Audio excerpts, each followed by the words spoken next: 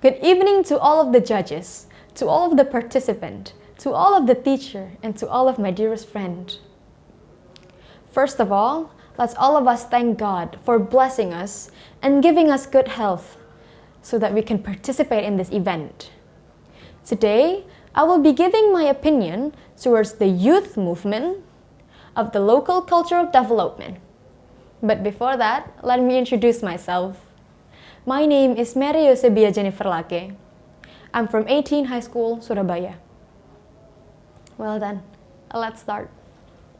As we all know, our country, Indonesia, has so many culture and tradition. Starting with the clothing, with the foods, with the dances, with the songs, with the weapon, and even the way of life. But not only that though, there's still a lot more. The culture have been passed on from generation to generation by our ancestor to us. This culture is what gives our country an identity, is what gives it characteristic, is what makes it unique. That's why we, as the youth generation of our country, need to preserve the culture so it will not die. And don't forget to filterize it too, because there's bad stuff and good stuff that is flying around, right? That can possibly affect our culture.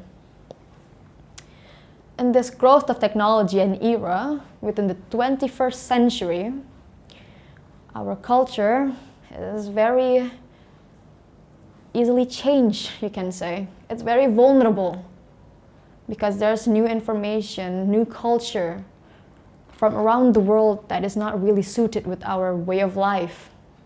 And the sad thing is that it's so easily accessed from the internet.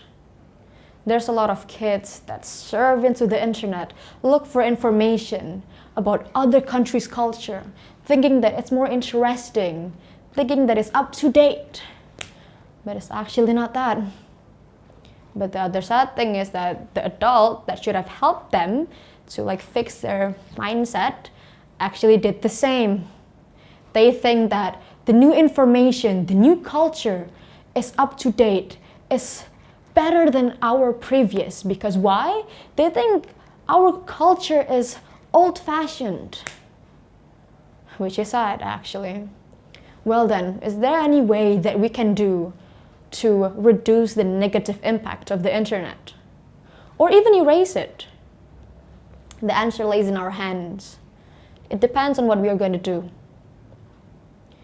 But don't forget, while we are trying to look for the way to reduce it, don't forget to look at the positive side, because who knows, we might find some good stuff that we can use in our advantage. Well then, we still need to continue to look for the ways though. But I have some ways that we can use to keep this culture alive so that the future generation can still enjoy it. One of the first steps, we can learn by watching. Sounds fun, isn't it?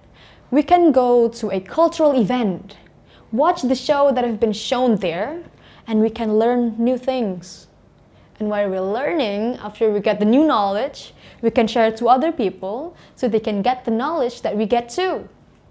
Sounds fun, right? And then two, we can learn by doing or participating.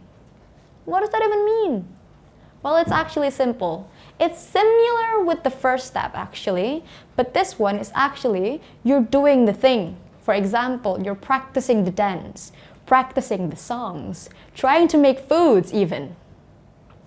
That way, you can present it in front of a lot of people and give them the knowledge that you're trying to do there so they can be more aware.